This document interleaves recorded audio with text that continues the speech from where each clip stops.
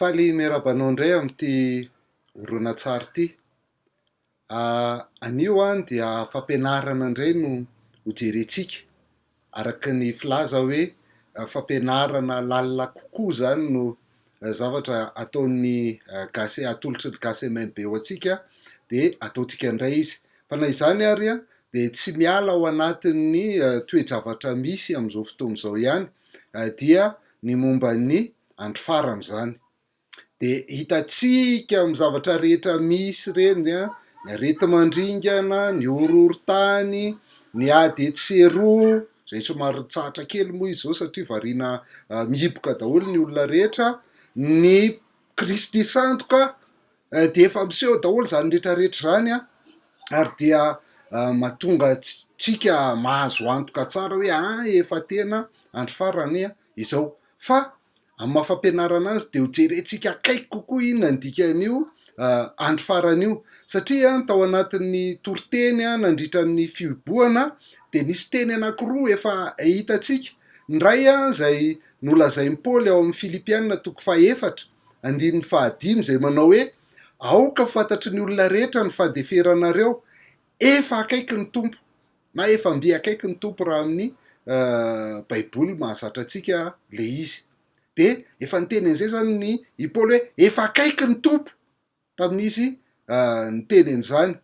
Dia Jakoba ihany koa dia niteny an'izany ao amin'ny Jakoba 5:5 de zao koa lazain'i Jakoba hoe mareta koa ianareo, ampaherezo ny fonareo fa efa akaiky ny fiavian'ny tompo. De eto mipetraka ny fanontaniana hoe inona moa zany ny tiany Jakoba sy Paoly ho resahana amin'ity hoe efa akaiky ny fiavian'ny tompo ity, efa akaiky ny tompo ity.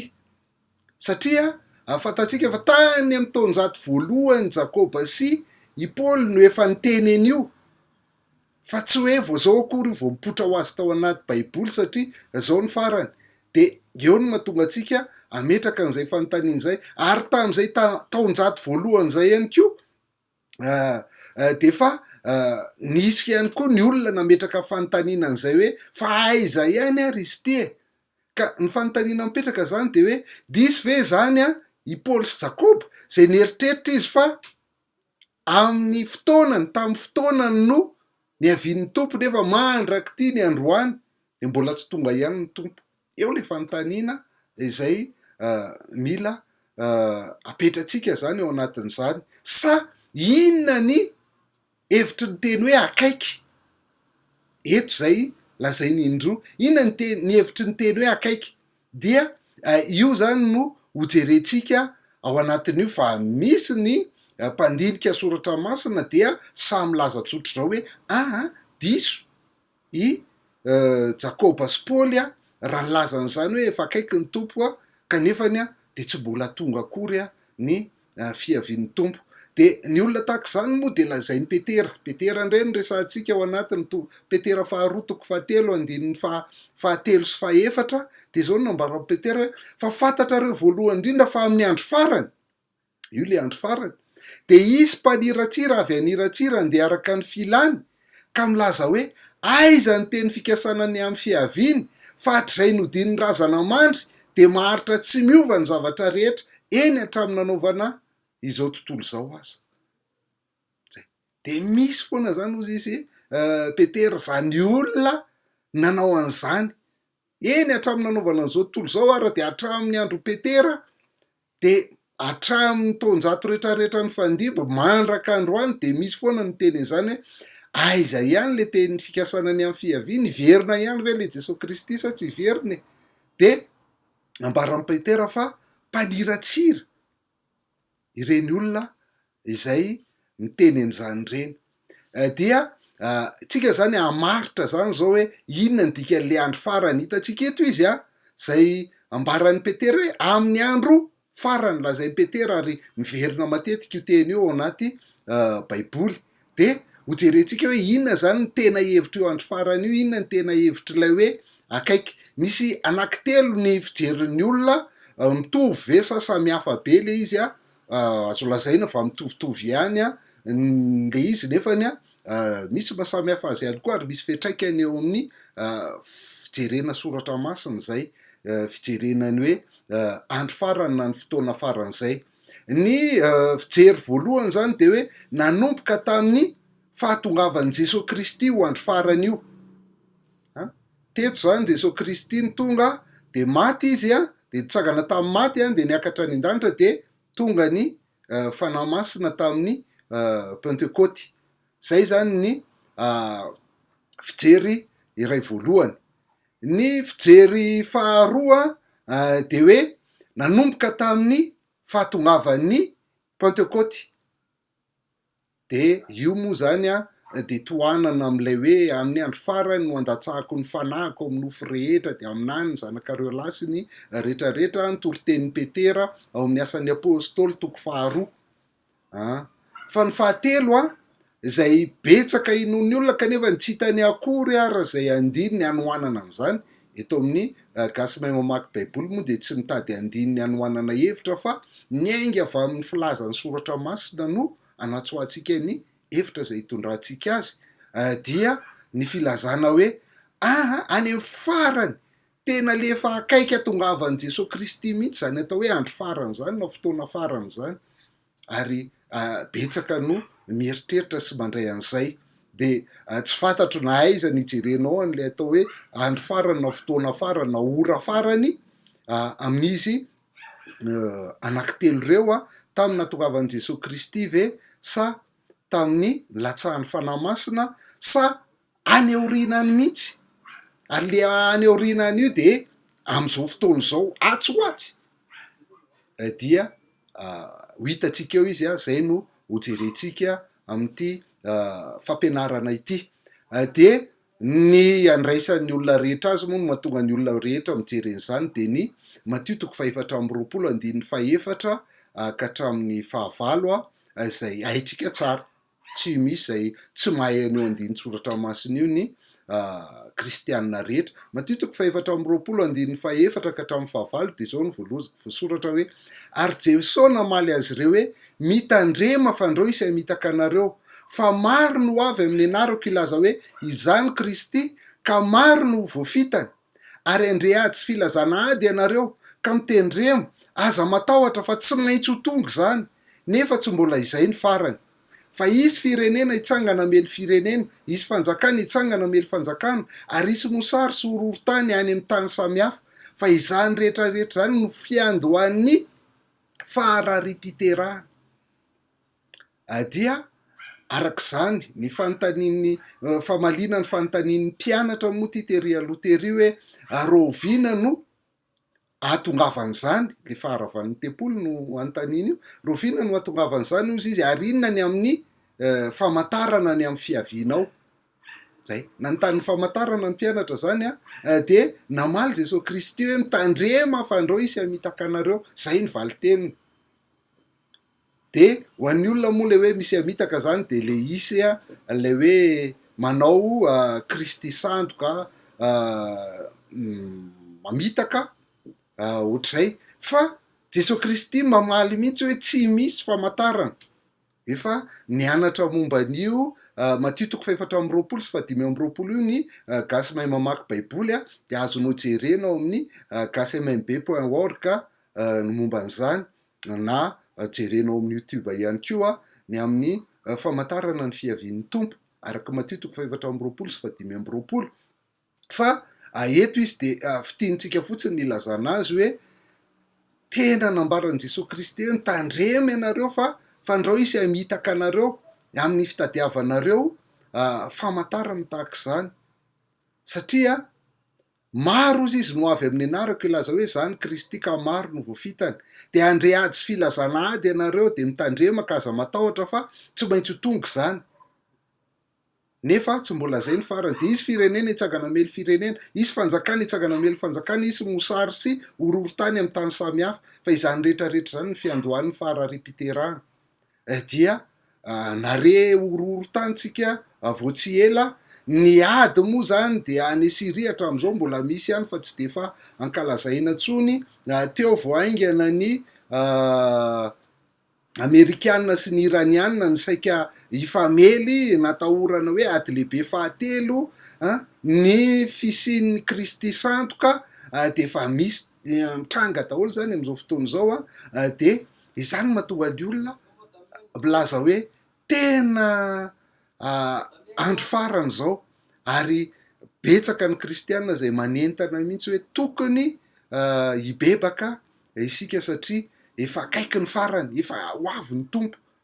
Za manao hoe tsy tena diso ny filazana an'ireny saingy zao na eo ary zany rehetrarehetra zany de tsy zay akory ny famantarana ny amin'ny andro farany. Zay mihitsy lazainy eto hoe mitandremo ianareo fa ndrao isy hamitaka anareo, tsy mbola izay ny farany. Miteny Jesosy Kristy eto tsy mbola zay ny farany, fa izany zavatra zany de misy foana, ny ady de nisy foana nandritra ny ady rehetra, nandritra ny taonjato rehetra teto am'izao tontolo zao.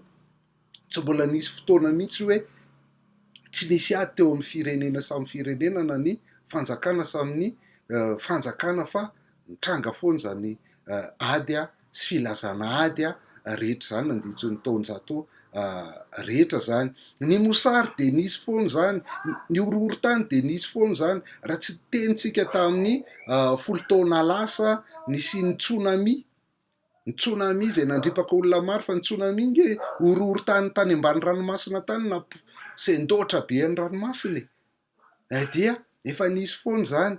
Ny aretina mandringana samy hafa de efa nisy foana zany, ary mbola misy foana zany hatram'izay ka hatram'izao, fa tsy voazao akory ny vao nisy zany. Fa ity toetsaina ity zany de toetsaina zay tiany Jesosy Kristy apetraka. De misy moa milaza hoe fiandohan'ny faharaham-piterahany zany, de midika ny faharaham-piterahany eto izy de ilay hoe marary kely de me marary de zao izy no efa me marary be mihitsy izy am'izao, satria efa tena efa akaiky mihitsy ny farany am'izao fotoana zao. Kanefany raha ny filazan'ny baiboly ny faharaham-piterahana de tahak'izao hoe marary be izy, fa rehefa vita iny marary be iny fahoriana iny dia hisy fifaliana am'izay rehefa tonga le zaza rehefa avy eo. Zay ny filazan'ny baiboly ny faharaham-piterahana. De tahak'izay koa ny amin'ny fiverenany Jesosy Kristy zany de amin'io. Fa ny zavatra mitranga zay efa hitan'i Jesosy Kristy teto de zao hoe rehefa ao anaty krizy ny fiainana, rehefa misy ireo zavatra mitranga rehetra ireo de mitady mpamonjy ny olona, ary rehefa mitady mpamonjy ny olona de misy foana no mitsangana, tsy voazao fa efa nisy tsy voatanisan'ny olona nilaza ny tena no Kristy, de misy foana no mitsangana hoe izao lay Mesia, izao le izy. Ka efa seho any amin'ny Facebook sy ny tele isan-karazany moa zany de azontsika aseho eto ihany koa ny filazana de mitsangana mihitsy izy misy ino ty izy olona mihitsy zay mibata anazy mitondra anazy, milanja anazy, mandehandeha rehetrarehetra satria izy hono le Mesia, de efa nampitandremany Jesosy Kristy fatratra izany rehetra izany. Eto dia tery aneo antsika n'ity horonan-tsary ao anatin'ny 10 minitra ity, afahantsika milaza, afahantsika mahita fa tsy ny coronavirus akory no areti mandringana zay nisy teto ambony tany ka ilazana, fa izao lay andro farany efa akaiky ny fiavian'ny tompo. Fa efa nisy foana zany tamin'ny taonjato talohany Jesosy Kristy, de efa nisy zany ny antsoina hoe peste athénienne, de nisy foana zany ny toy any rehetrarehetra dia manasa anao hijery an'ity horonan-tsary ity afahantsika mahita an'izay zava-mitranga zany hoe efa nisy foana ireo ohatra sy zavatra lazainy Jesosy Kristy ireo zavatra misy foana ireo. Autour de l'an 9000 avant Jésus-Christ, l'homme passe progressivement d'un mode de vie de chasseur-cueilleur à la sédentarité. Principalement en Mésopotamie dans un premier temps, il développe l'agriculture et l'élevage. La nouvelle proximité entre les animaux et l'homme facilite la transmission de maladies vers ce dernier. La production de nourriture augmente, des communautés, des villages puis des villes se développent, des routes commerçantes apparaissent et les premières guerres ont lieu. Tout ceci facilite la propagation de nouvelles maladies contagieuses. Bien qu'il n'y ait pas suffisamment de traces historiques ni de documentation, les premières épidémies ont probablement lieu à cette époque, et peut-être même les premières pandémies, c'est-à-dire la propagation d'une épidémie au sein de différents peuples dans des zones géographiques étendues. C'est dans les livres religieux et dans certains papyrus égyptiens que sont relatées les premières épidémies. Grâce au développement de l'écriture, un récit provenant d'un historien grec permet de situer autour de 430 avant Jésus-Christ une première pandémie, appelée la peste d'Athènes, qui est une maladie pas encore identifiée de nos jours. D'après le récit et donc le point de vue grec, celle-ci est apparue en Éthiopie, s'est propagée en Égypte puis en Libye, pour ensuite se répandre via la mer dans le bassin méditerranéen. Athènes et Sparte et leurs alliés sont alors en guerre. Athènes, qui accueille de nombreux réfugiés, est assiégée. Trop densément peuplée et dans de mauvaises conditions d'hygiène, la peste d'Athènes s'y développe et tue 25 à 30% de la population, ce qui facilite la victoire spartiate. Autour de l'an 165, alors que le bassin méditerranéen est dominé par l'Empire romain, apparaît la peste antonine, probablement une pandémie de variole. Elle démarre en Mésopotamie et se propage rapidement vers l'ouest en suivant les déplacements militaires. La maladie fait 5 millions de morts pour une population mondiale de 200 à 250 millions d'âmes. L'Empire romain est durement frappé. Les siècles suivants, d'autres épidémies affaiblissent encore l'Empire, ce qui a probablement un impact dans la chute de l'Empire romain d'Occident. En 541 commence la première pandémie de peste bubonique connue. Il s'agit d'une bactérie qui infecte les petits mammifères, principalement les rats et leurs puces. Celles-ci peuvent dans certains cas piquer l'homme et lui transmettre la bactérie. Si l'infection atteint les poumons, elle devient très contagieuse entre les humains. D'après des études récentes, la peste de Justinien démarre en Asie centrale, puis se propage via les routes commerciales terrestres et maritimes jusque dans l'Empire byzantin. La capitale Constantinople est durement touchée. La ville, qui est un carrefour commercial, propage la maladie dans tout le bassin méditerranéen. Les troupes militaires byzantines engagées à l'ouest sont contaminées, ce qui interrompt l'expansion de l'Empire. À Rome, elle tue le pape Pélage II. En Mésopotamie, les empires byzantins et sassanides, déjà très éprouvés par la pandémie, s'épuisent ensuite dans une guerre. Ce qui profite aux Arabes, qui plus au sud entament des conquêtes pour propager l'islam. L'empire byzantin est fortement réduit alors que l'empire sassanide s'effondre. La peste de Justinien fait entre 30 et 100 millions de victimes en 2 siècles, soit 25 à 30% de la population mondiale. La lèpre est une maladie bactérienne mentionnée dans les textes depuis l'Antiquité. Probablement originaire d'Afrique de l'Est, selon des études récentes, elle s'est ensuite propagée via l'Égypte vers l'Asie et l'Europe en suivant les routes commerciales. Alors que l'Europe se densifie, il est fort probable que les croisades vers Jérusalem aient accéléré la propagation de la lèpre dans le continent.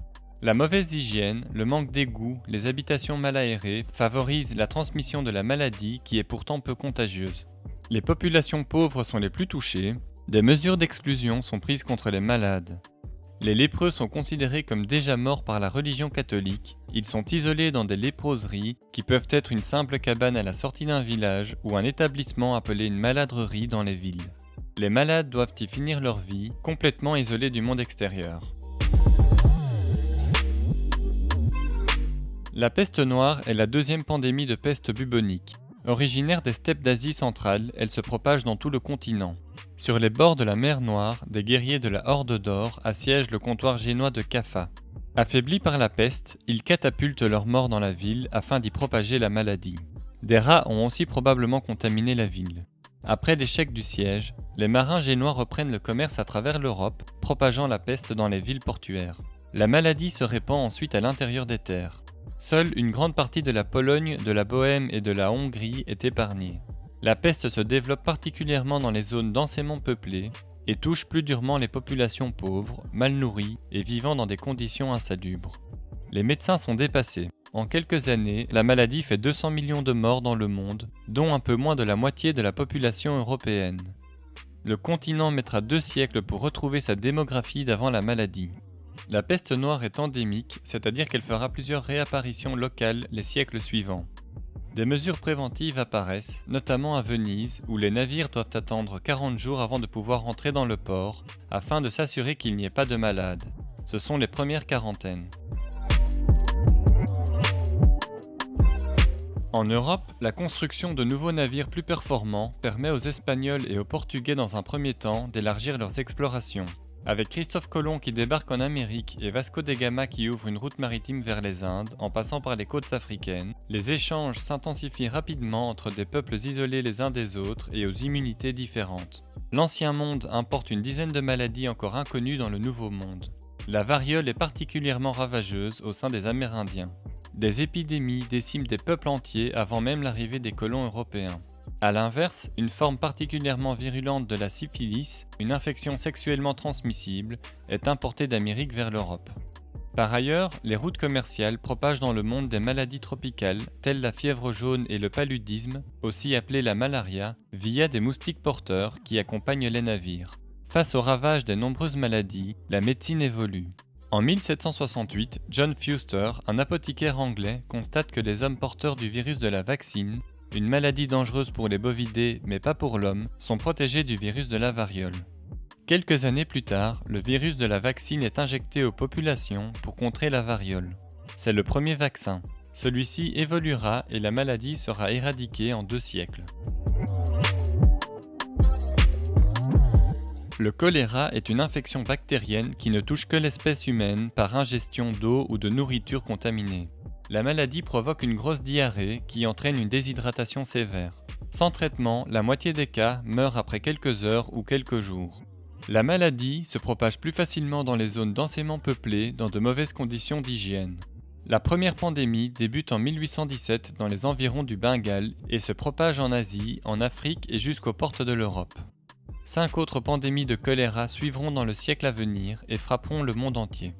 En 1855, à l'ouest de Yunnan en Chine, débute la 3e et dernière pandémie de peste bubonique. Celle-ci se propage lentement jusqu'à la ville portuaire de Hong Kong, d'où, en quelques années, elle est diffusée par des navires dans les ports du monde entier. Mais cette fois, des biologistes et médecins français découvrent la bactérie responsable de la maladie et le rôle de la puce du rat dans sa propagation. Un sérum est créé et des mesures de dératisation des bateaux sont prises, ce qui limite le nombre d'infections, principalement dans les pays développés. Les Indes britanniques sont tout de même très touchées, avec environ 10 millions de morts, alors que la Chine compte 2 millions de victimes. La grippe est une maladie infectieuse difficile à contenir car elle est provoquée par 4 types de virus différents qui peuvent rapidement muter et engendrer de nouvelles épidémies. La première grande pandémie de grippe, appelée la grippe russe, a sévi en 1889 et 1890, au départ des steppes eurasiennes vers tout le continent européen et jusqu'au continent américain. Mais c'est surtout la seconde pandémie de grippe, dite espagnole, qui est la plus ravageuse. Aux origines encore inconnues, elle apparaît en pleine Première Guerre mondiale. Aux États-Unis, le virus mute et devient très virulent. Transportée par des soldats vers l'Europe, la maladie se propage dès la fin de la Première Guerre mondiale dans le monde entier. Un tiers de la population mondiale est infectée, environ 50 millions de personnes en meurent. La grippe provoquera encore 2 pandémies qui feront chacune environ 1 million de morts. La première dite asiatique en 1957 et la seconde de Hong Kong en 1968. Originaire du centre de l'Afrique, cela fait environ 60 ans que le virus provoquant la maladie du sida s'est transmis du chimpanzé vers l'homme lors de la chasse. Le virus s'est lentement répandu jusqu'à atteindre Léopoldville au Congo belge, d'où il s'est propagé en suivant les cours d'eau et les chemins de fer. Après l'indépendance du pays, le virus se répand dans tout le continent. En 1964, le retour de travailleurs haïtiens contaminés le propage en Amérique du Nord, notamment aux États-Unis dès 1970. En 1983, à Paris, l'Institut Pasteur identifie le virus VIH qui provoque le sida. La maladie affaiblit les défenses immunitaires et facilite donc le développement d'autres infections. Le sida se répand ensuite mondialement jusqu'à être qualifié de pandémie en 2005. La prévention, les traitements et les moyens contraceptifs permettent de freiner la maladie qui a fait environ 30 millions de victimes ces 30 dernières années. Aujourd'hui, quelques 40 millions de personnes sont porteuses du VIH.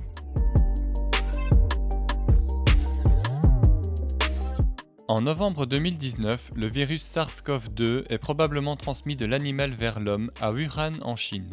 Profitant de la mondialisation, la nouvelle maladie se propage très rapidement, si bien que le 11 mars 2020, l'Organisation mondiale de la santé qualifie l'épidémie de pandémie.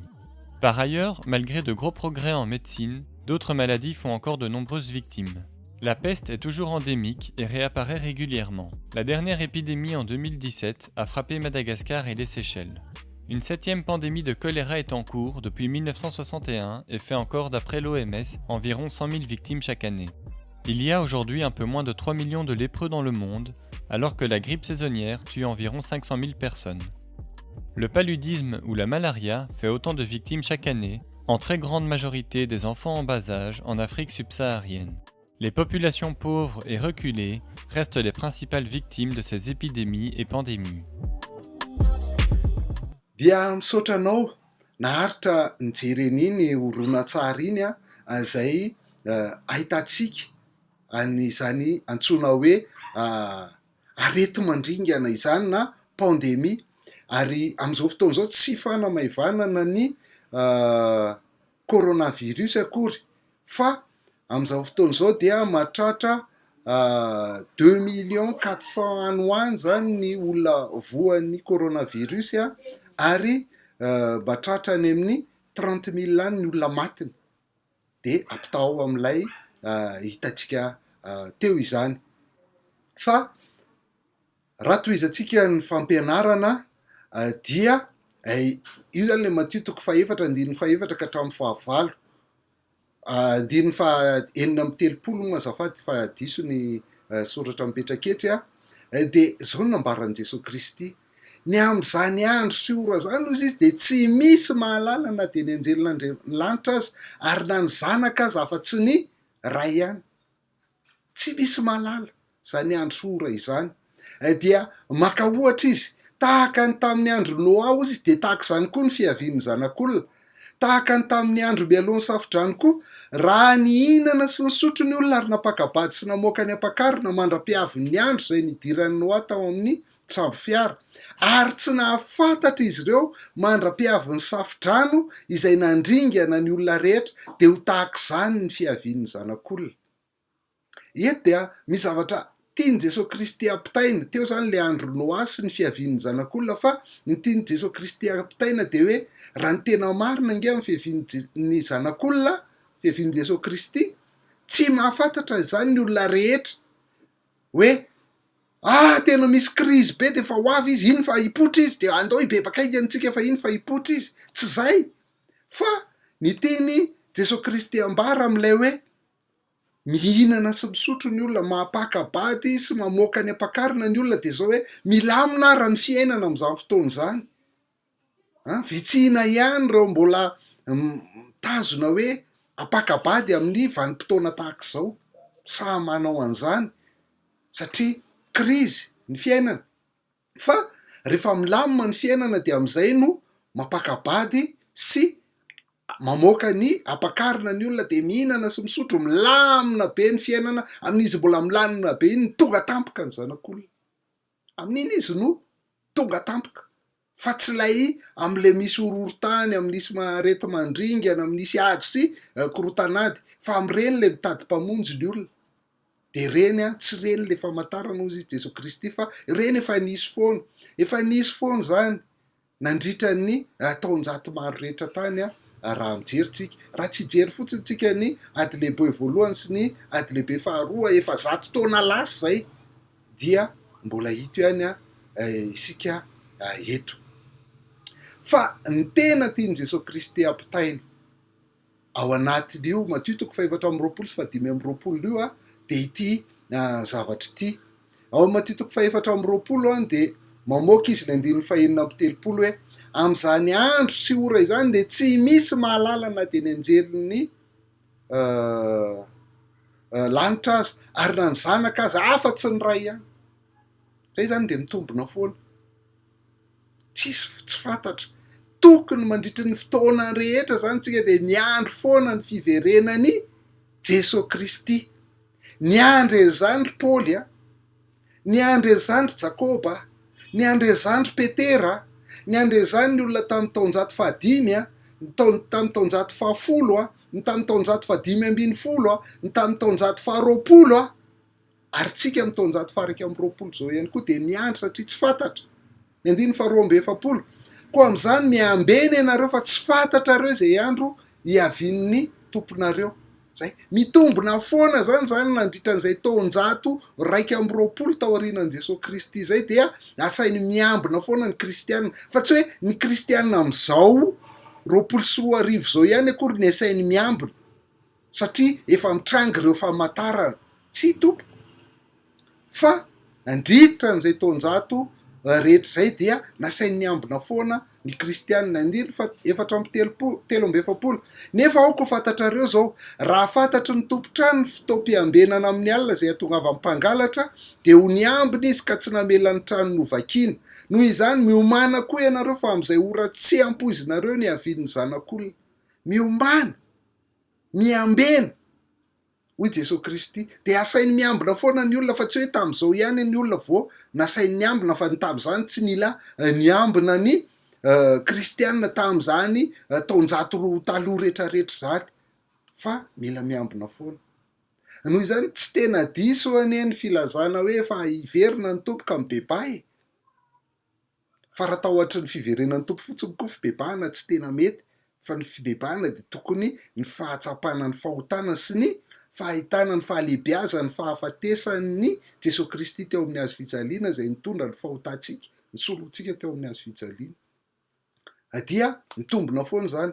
Amin'ny toko fahadimy amby roapolo andin'ny fahatelo ambin'ny folo a, de mbola averiny Jesosy Kristy ihany io rehefa avy nanao fanoharana am'le virjiny folo izy, de hiditra am'le fanoharana any amin'ny talenta indray, de zao ny ambarany eo anelanelany hoe koa am'izany miambeny ianareo fa tsy fantatrareo na ny andro na ny ora. Asain'ny Kristy miambina foana zany ny kristianina satria tsy fantatra ny fotoana zay hiaviny, ny fotoana zay hiverenany. De mitombona foana zany fa tsy zao akory zany vao mitombona raha ny tena izy. Ny teny hoe miambena eto raha amin'ny fotoana zay temps de verbe zany, ny vanim-potoana nampiasana ny matoanteny dia impératif présent actif. Dia amin'ny teny grika ny présent dia zavatra mitombona foana. Androany izy de marina io miambena io baiko io. Raha pitsy io marina, raha afaka pitsy io marina foana eo amin'ny fotoana rehetra. Zay ny dikan'ny vanim-potoana hoe présent amin'ny teny grika zany. De zay le izy fa tsy indray mandeha ihany ohatran'ny hoe aorista zany de indray mandeha ihany nitrangy iny am'izay ihany tokony ambina, fa mandritra ny fotoana rehetra dia asainy miambina foana ny kristianina. Ka arak'izany de zavatra mila atao foana amin'ny fotoana rehetra ny miambina, ny miandry ny fiverenan'ny tompo, ny mihevitra fa efa akaiky ny fiverenan'ny tompo, fa tsy hoe am'ty vanim-potoana ty ihany. Tsy fantatsika anie na am'ty roapolo sy roa arivo ty izy ny tonga, na am'raiky amby roapolo sy roa arivo, na am'y telopolo sy roa arivo, satria ny olona tamin'ny taona dimy amby efapolo sivinjato sy arivo de efa nieritreritra hoe efa tsy ela kosa zany jereo ty ady lehibe voalohany, ty ady lehibe faharoa, de kelikely atsy de efa ho avy izy. Fa efa ho zato taona ihany ty, efa ho zato taona ihany ty nandeha, dia mbola mitohy ihany. Ka zavatra tokony atao tsy mitsahatra mihitsy zany ny fiambenana ny amin'ny fiavian'ny tompo hoe vonona foana hoe ho avy ny tompo. Ary ny antony mahatonga antsika hiambina foana tsy mitsahatra de satria tsy fantatra io fotoana io na roviana na rahoviana. Ary tsy misy ny famantarana ny am'izany, tsy misy famantarana ny raha fantatry ny tompotrano ozy izy ny fotoana ahatongavan'ny mpangalatra de ny andro izy, fa tsisy zany, fa tsika ny mila miandry foana amin'ny fotoana rehetrarehetra, amin'ny fotoana rehetra zay hiverenan'ny Jesosy Kristy zany. Satria mety ho tonga amin'ny fotoana rehetra izy, mety ho tonga amin'ny fotoana rehetra izy. na amin'ny fotoana milamina, na amin'ny fotoana mikorotana, na amin'ny fotoana krizy dia asainy miambina foana isika rehetra. Karak'izany roviana ary zany ny andro farany. Eto amin'izay tsika ny hamaritra ny antsoina hoe andro farany. Roviana ary zany ny andro farany.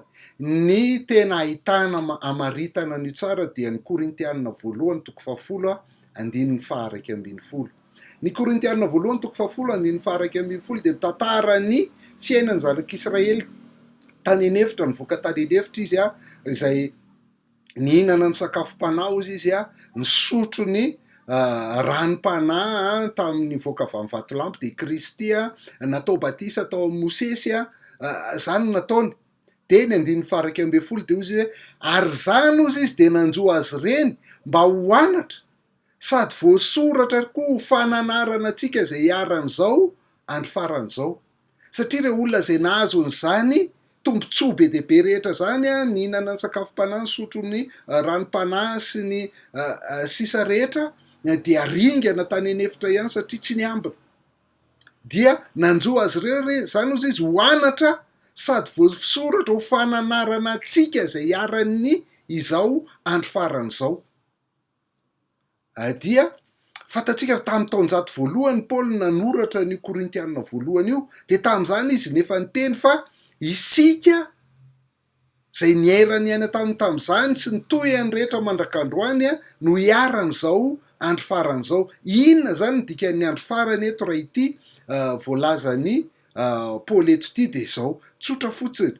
Le hoe izany dia nanjoa azy reny dia miresaka ny tany amin'ny testameta taloha izy. Satria ny testameta taloha dia fanomanana ny fiavian'i Jesosy Kristy. Ny ao amin'ny testameta taloha dia mbola teny fikasana, mbola mikasanao zavatra Andriamanitra. Zay ny andikan'ny teny malagasy ny promesse moa zany. Mikasanao zavatra Andriamanitra dia manome teny fikasana izy ho fanomanana ny fiaviany Jesosy Kristy. Zay ny tapany voalohany ny amin'ny tantaran'ny famonjena, na antsoina hoe économie du salut. Mila hay zany, mila fantatra zany. Ary ny tapany faharoa zany dia rehefa tonga Jesosy Kristy dia tanteraka amin'izay ireo faminaniana rehetra voalaza ny tany amin'ny testameta taloha. Dia rehefa tanteraka ireo tsy fanomanana intsony dia izay no antsoina hoe andro farany. Zany hoe nanomboka tamin'ny fahatongavan'i Jesosy Kristy teto ambonin'ny tany zany ny fahataterahan'ny teny fikasana rehetra ao amin'ny testameta taloha, dia izay no antsoina hoe andro farany.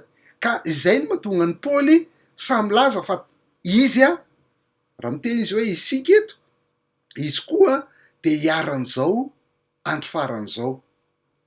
Dia ny Hebreo 1:1 sy ny 2 ihany koa dia manamafy an'izay voalazantsika teo izay. Zay le lazaiko hoe tsy andiny soratra masina no anan-kevitra fa miaigny amin'ny soratra masina rehetra, nantsoina hoe principe biblique arak'ilay fianarantsika mamaky baiboly miainga amin'ny principe biblique nanao tsy ho antsika hoe roviana nanomboka ny andro farany. Ny Hebreo 1:1 sy 2 dia ozy hoe rehefa nampitenenin'Andriamanitra tamin'ny razana fahiny ny mpaminany tamin'ny andro samihafa sy ny fanao samihafa, dia amin'izao andro farany zao kosa ny nampitenenany tamintsika ny zanany izay voatendry no mpandova ny zavatra rehetra, izy no nahariany zao tontolo zao. Dia hitanareo hoe tena mizara anankiroa tsara mihitsy ny vanim-potoana ny tantaran'ny famonjena. Ny tapany voalohany dia le antsoina hoe fahiny zay nampitenenan'Andriamanitra ny mpaminany, fa ny tapany faharoa kosa dia izao andro farany zao izy mpanoratra ny Hebreo, zany hoe tamin'ny andro mpanoratra ny Hebreo zany efa andro farany. Zao koa vao maika mbola andro farany.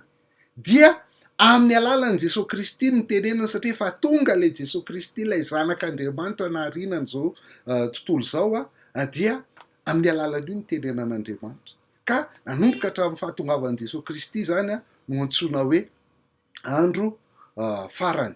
Ny Petera 1:1-20 koa dia milaza an'izany rehefa miresaka ny amin'ny fahatongavan'i Jesosy Kristy tetỳ ambonin'ny tany Petera, dia hoy izy amin'ny 20 hoe izy Jesosy Kristy zany no efa fantatra meloha talohany nanorenana an'izao tontolo zao, fa naseho kosa amin'izao andro farany zao noho ny aminareo. rehefa naseho zany Jesosy Kristy de andro farany zay, ka nanomboka tamin'ny andro Jesosy Kristy de andro farany mandraky ty ny androany de andro farany miandry an'izay mbola iverenany Jesosy Kristy zay isika rehetra. De izay moa nolazain'ny asan'ny apôstôly toko 2:17 satria efa nanomboka mipetrapetraka daholo am'izay zavatra rehetra fa efa nitsangana niakatra any an-danitra Jesosy Kristy amin'ny asan'ny apôstôly toko 1 izay lazain'ny anjely hoe tahaka ny nahitanareo azy niakatra iny no mbola ahitanareo azy hiverina indray. De manomboka eo am'izay zany miandry ny fiverenany am'izay reo mpianatra ireo. Raha ny tena izy hoe tahak'izay ihany ny ahitanareo azy de reto mpianatra reto zany mieritreritra hoe tsy ho faty izy fa amin'ny fotoana havelomany izy reto no hiveriny Jesosy Kristy. Dia talohan'izay fotoana vitsy tao aorian'izay 10 andro tao aorian'izay de latsaka ny fanahy masina de tamin'io Petera no nitory-teny de nandray an'ity teniny Joela mpaminany ity zany amin'ny asan'ny apôstôly toko 2:17 hoe amin'ny andro farany hoe Andriamanitra no andro tsahako ny fanahiko amin'ny nofo rehetra. Ny zanakareo lahy sy ny zanakareo vavy de aminany, ny zatovinareo de ahita fahitana, lahy antrareo de hanonofo, ny mpanompoky nalàna vavy de andro tsahako ny fanahiko amin'izany andro izany ka haminany. Io de tanteraka izy tamin'io fotoana io satria naminany daholo reo karazany nandray ny fanahy masina avokoa reo karazan'olona rehetra ireo. Mbola hidirantsika amin'ny fotoana hafa zay hoe maminany zay amin'ny fampianarana hafa. Fa eto de ahitantsika hoe na lahy na vavy na ankizy na tanora na antitra de samy afaka mandray ny fanahy masina avokoa. Ary zany no nitranga tamin'ny fotoana ny Pentecôte io, ary io de nilazaina fa andro farany.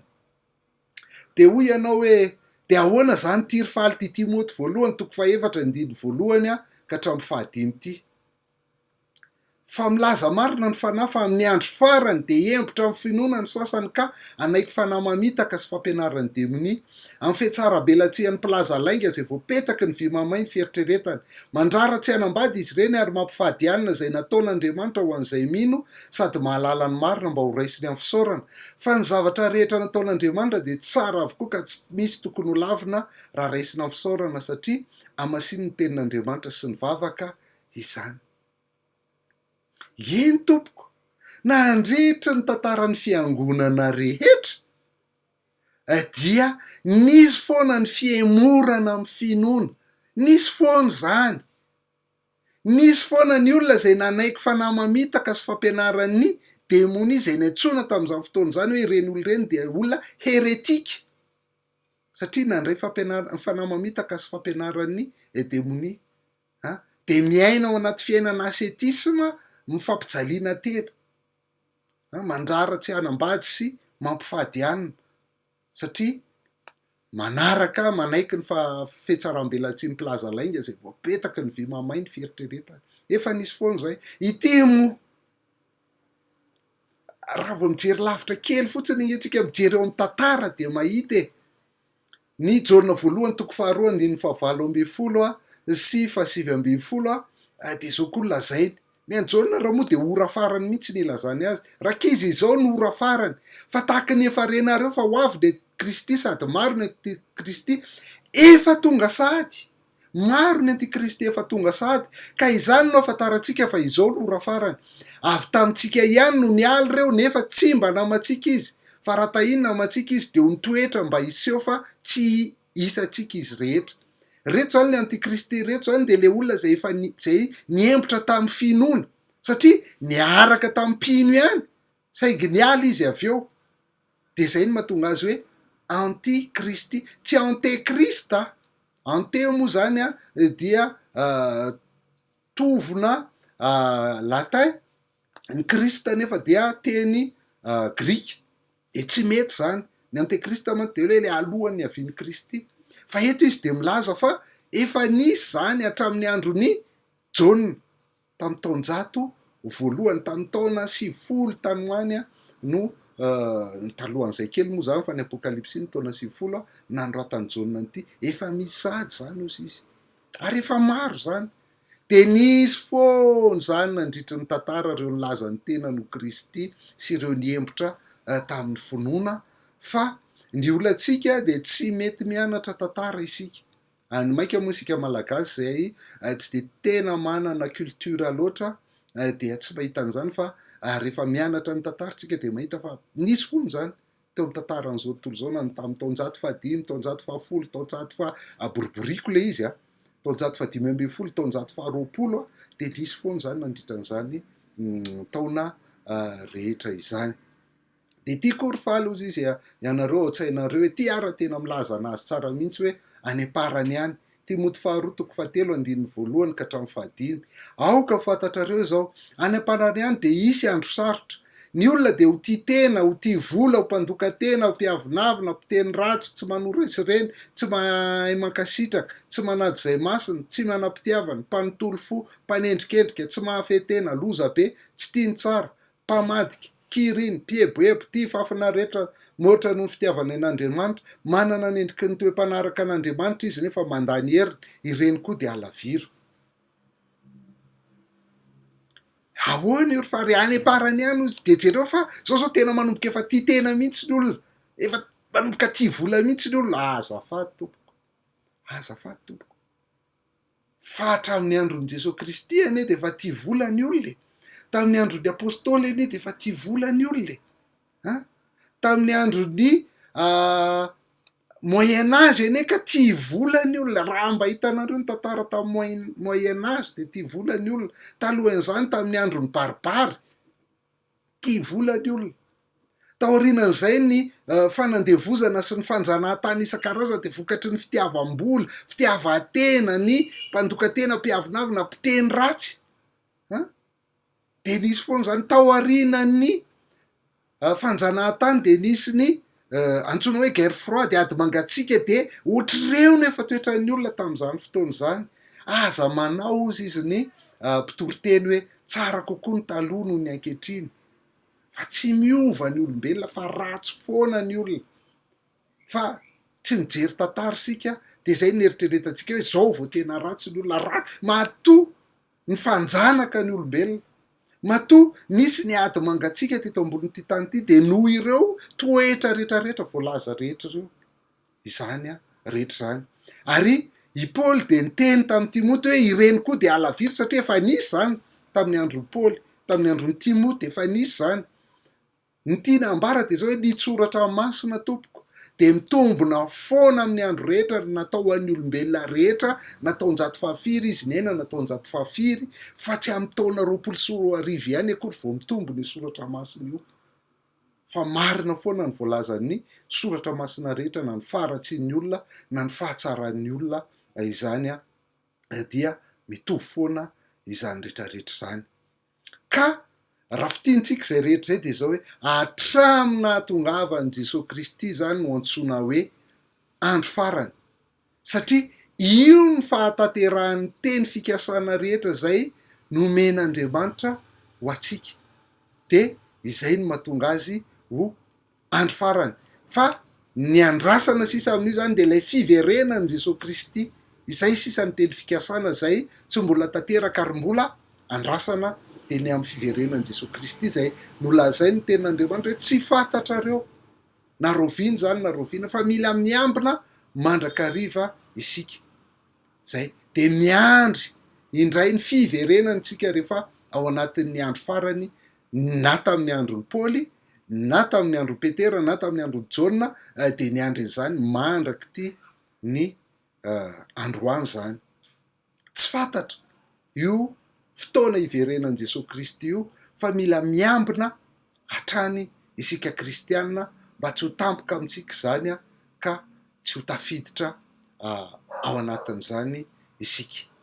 Ary ny dikany hoe akaiky zany de zao mandalo zao fiainana zao, zay ny dikan'ny akaiky, mandalo zao fiainana zao.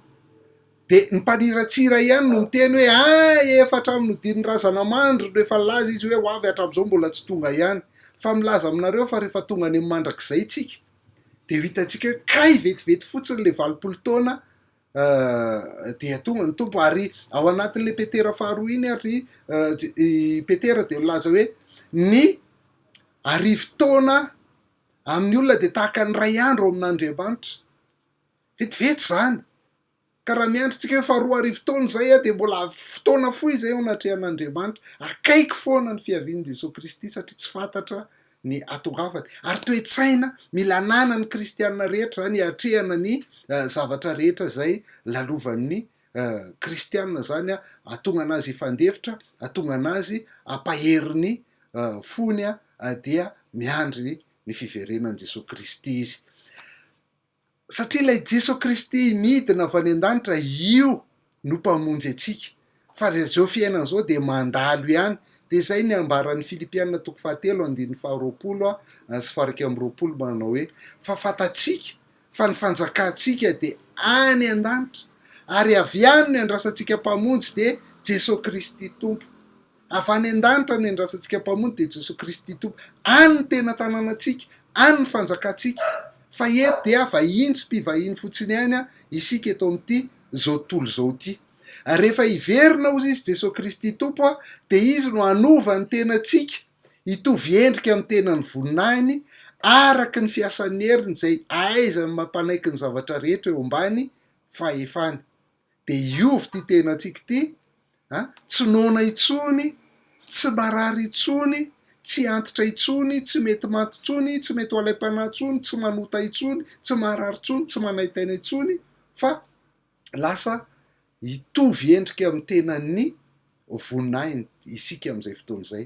De fanantenana lehibe mila andrasantsika izay fiverenan'i Jesosy Kristy izay. Ka zay ny mahakaiky azy satria mety ho tonga amin'ny fotoana rehetra io ary hiditra any amin'ny mandrakizay tsika ao aorianan'izay.